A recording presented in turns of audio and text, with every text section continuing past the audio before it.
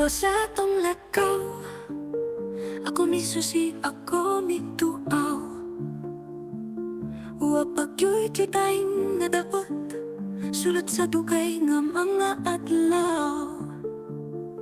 Abi ko og nagupana unya, nagtunas og nawala na.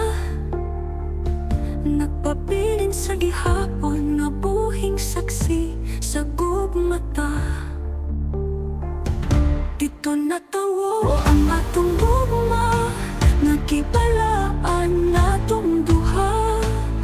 Ang lakaw ay handunganan sa gugmang gipanumpada.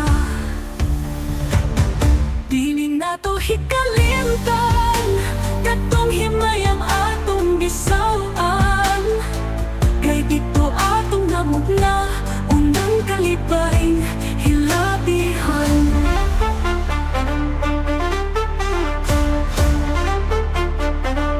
Abi ko og nagupana unya, nagtunas og nawala na.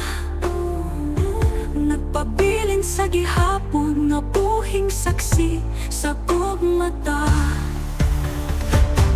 Dito na